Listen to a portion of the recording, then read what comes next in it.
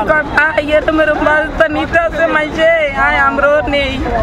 माने लगे आइसे माइसे नीता से उनियर के आइसे मल नीता से केनते बाबा আমি তারা কই পারতাছি না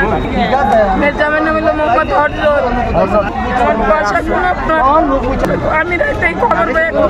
রাতে আইছি আমরা তেনো ঢাকা মেডিকেল দৌড়াইছি পাইতাছি না আমার ছোট ভাই স্বপন আমার বাগিনা সাহিব এরা ফোন দিছিল বলছে আমগো বাসা আমার কাছের বন্ধু আসাদ আলী আসাদ ভুইয়া আর হচ্ছে বড় ভাই আবু সাইদ ভুইয়া তারপর হচ্ছে স্বপন খান আর হচ্ছে আপনার ওয়াকিবের ছেলে আর তোরা ভাগিনা সাইদ ঢুকছে গতকালকে 9:30টার দিকে সারা ছিলাম আমরা মোবাইলে যোগাযোগ করা হয়েছে যোগাযোগ করছি আমরা 12:30 পর্যন্ত 12:30টার পরে যখন 5টার আগুন ঢুকলো সব টিমার বন্ধ হয়ে গেল আর্ডিং হইল না রিং ঢুকছে র্যান্ডম না এখানে যারা ছিল এখানে ভিতরে ছিল আমার ছোট ভাই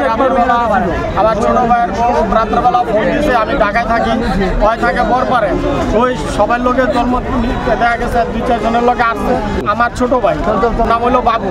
থাকে বরপারে আমি থাকি ঢাকা রাত্রে 2:30টার সময় আমার বাবু এমনি কষায় কাজ করে আর কি এখানে ওই 2-1 জনের লোকে হয়তো আসছিল আইসা মনে হয় কোন বিল্ডিংয়ে পড়ছে তারপরে শুনলাম যে আমি আইসা যখন রাত্রে 2:30 বাজে আমার ফোন দিল যে ভাই আপনার বাইরে পাওয়া যেতে আছে না ওই শুনছি রূপগঞ্জ মেলের গাজের মেলে গেছে তা এখন তো ওই মেলে আগুন লেগে গেছে এখন তো ভাই আপনার বাইরে পাইতেছি না এবং মোবাইলেও পাচ্ছি না মোবাইলও আগে খোলা ছিল এখন তো মোবাইলেও নেটওয়ার্কও নাই মানে ফোন বন্ধ ডাইরেক্টলি পরে আমি সাথে সাথে ওইটাও ফোন দিলাম দেখলাম একই কন্ডিশন পরে দূরে এখানে আসলাম আইসা দেখি এই অবস্থা আমি এবার রাত্রেবেলা আসার পর থেকে আমি ভোরবেলা সকালবেলা আবার ঢাকা মেডিকেলে খোঁজ করার জন্য ঢাকা মেডিকেলে ইমার্জেন্সিতে পাঠাইছি প্রতিটা ওয়ার্ডে ঘুরে লোক পাঠাইছি আপনার বার্ড ইউনিটেরও লোক পাঠাইছি যে এই নামে বা রাত্রের থেকে 10টার পর থেকে সকাল পর্যন্ত কোনো এখানকার লোক আসছে কিনা রূপগঞ্জ থেকে বা গাজীর মেল থেকে এরকমের কোনো লোক বা আমার বাইরে এখন পর্যন্ত আমি খুঁজে পাইনি তবে আরও একজন সাংবাদিকে প্রশ্ন করেছিল আসার পর অর্ডার দিকে